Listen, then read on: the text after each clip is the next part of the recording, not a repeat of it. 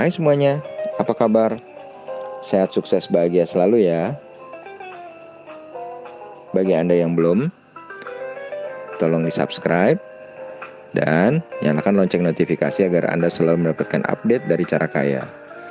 Dan jangan lupa share ke saudara, teman, keluarga, sahabat, pasangan, dan juga ke semua platform media sosial Anda, Facebook, Instagram, maupun grup-grup WhatsApp yang Anda miliki, supaya kami dapat berkembang terus dalam memberikan edukasi dan insight di bidang investasi maupun pasar modal. Oke, yuk kita mulai insight-nya. Kali ini kita akan bicara tentang dua perusahaan konstruksi besar yang akan membagikan dividennya dalam minggu ini. Kita lihat yuk bagaimana performa kedua perusahaan itu. Yang pertama adalah PT PP atau PP Persero Tbk, dan nanti yang kedua adalah Wijaya Karya atau Wika. Yuk kita mulai dulu dari PT PP. PT PP listing di Bursa Efek pada tahun 2010 dengan kepemilikan saham 51% negara Republik Indonesia dan publik 49%. Kemudian kalau kita lihat nilai market atau market capital dari PT PP adalah 5,52 triliun. Sedangkan kalau kita lihat harga PT PP dari awal tahun sampai sekarang, terendah ada di 484, tertingginya ada di 1750. Jadi kalau berdasarkan year to date, harga PT PP ini masih murah. Kemudian kalau berdasarkan 5 years price channel, harga PT PP bergerak di range dari 484 terendah sampai tertinggi di 4.499. Wow. Kalau lihat price channel tambah murah lagi PT PP karena all time high-nya di 4.499. Lalu gimana sih sebenarnya key statistiknya?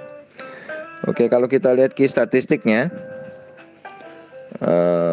kalau kita pakai EPS tahun lalu, di mana EPS-nya adalah 150, lalu kita pakai cara menghitung harga wajar sederhana dengan EPS kali 10.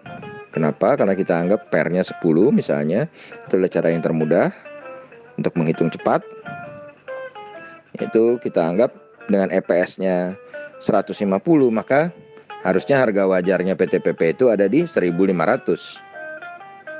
Lalu kita lihat sales PT PP adalah 24,66 triliun, asetnya 59,17 triliun, liability 41,8 triliun, equity-nya 13,43 triliun, dan net profit-nya 930 miliar. Kalau kita lihat book value per share PT PP adalah 2.167. Jadi PT PP diperdagangkan di PBV rasio 0,41, cukup murah. Ya, kemudian secara PER atau price earning ratio ada di 5,93 kali, juga cukup murah. Atau kalau nggak bisa dibilang sangat murah ya. Kemudian return on equity-nya 6,92% dengan net profit margin 3,77%. Ini yang kurang baik menurut saya, karena menurut kami return on equity sebaiknya harus double digit ya, sedangkan PT PP ini hanya single digit.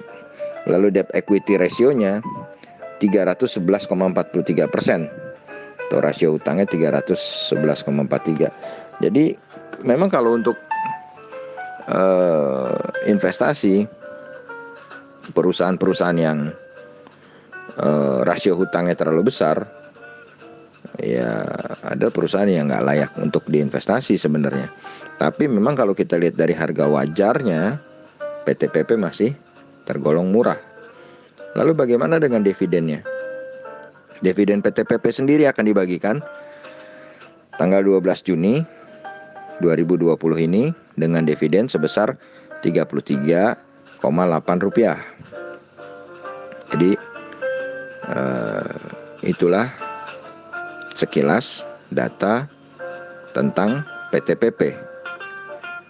Bagaimana dengan saham kedua yang akan kita bahas, yaitu Wijaya Karya. Wijaya Karya memiliki market capital yang lebih besar dari PTPP, yaitu 11,53 triliun. Jadi size perusahaannya sudah beda ya. Size perusahaannya lebih besar Wijaya Karya.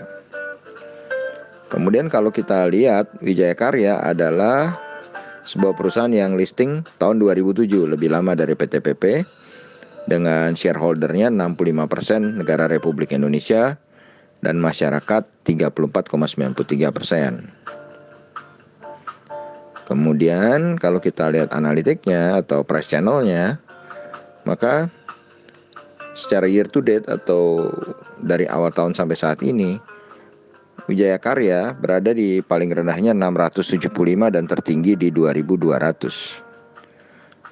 Sedangkan untuk 5 years-nya tetap di 675 sampai 3355. Jadi kalau kita lihat sekilas, harga Wijaya Karya ini memang sudah sangat di bawah. Lalu bagaimana dengan performa Wijaya Karya sendiri? Kalau kita lihat Wijaya Karya kalau menggunakan data tahun lalu, di mana earning per share-nya adalah 255, maka harga wajar dari Wijaya Karya adalah 2.550 kalau kita menggunakan rumus EPS kali 10. Lalu berarti Wijaya Karya juga sama, under value. Kemudian kalau kita lihat Wijaya Karya mempunyai sales 4,2 triliun, asetnya 61,12 triliun, dengan liability 44,32 triliun, dengan equity 14,3 triliun. Lalu kalau kita lihat saat ini, book value per share Wijaya Karya adalah 1.595. Jadi price to book value ratio-nya 0,81. Sedangkan rasio PER-nya itu lumayan tinggi kalau membandingkan dengan, karena Wijaya Karya sudah menggunakan data Q1 tahun 2020, sedangkan PTPP masih memakai data Q4 tahun sebelumnya, maka terlihat angka price earning ratio-nya Wijaya Karya 29,2, sangat besar. Lalu return on equity-nya 2,77%. Jadi return on equity Wijaya Karya ini sangat kecil, dengan debt equity ratio-nya 309,9%.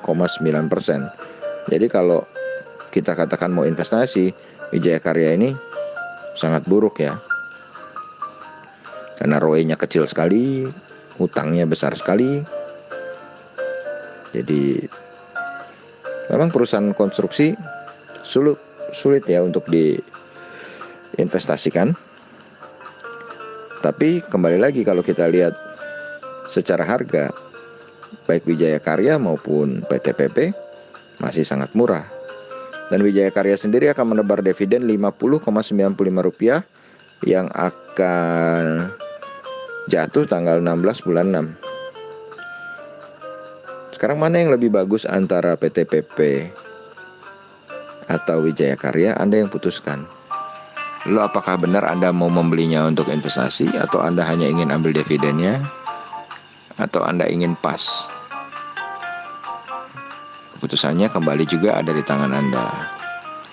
Kami hanya memberikan informasi dan analisa tentang dua saham konstruksi milik negara yang akan segera membagikan dividen, sekaligus memberikan informasi tentang besaran dividen dan kapan cum date dividennya. Harus diingat selalu ada yang namanya dividen trap atau jebakan dividen. Bagi Anda yang memang ingin mengambil dividen untuk berinvestasi, silahkan. Atau Anda ingin mengambil dividennya saja, kemudian pada ex-date besok paginya segera dijual, juga tidak apa-apa. Jadi semua harus punya trading plan-nya masing-masing dalam menghadapi dividen ini, menyikapinya dengan bijak, dan harus menggunakan money management yang baik. Jadi tidak bisa Anda menggunakan trading plan yang berbeda untuk hasil yang berbeda gitu. Jadi apakah Anda seorang dividen hunter, benarkah itu Anda seperti itu, atau Anda ingin investasi jangka panjang dan mengambil dividennya secara kontinu? Karena kalau kita lihat memang perusahaan-perusahaan konstruksi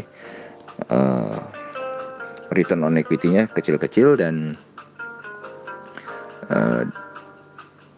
rasio hutangnya besar-besar. Jadi secara teori perusahaan konstruksi memang nggak bagus untuk diinvestasikan.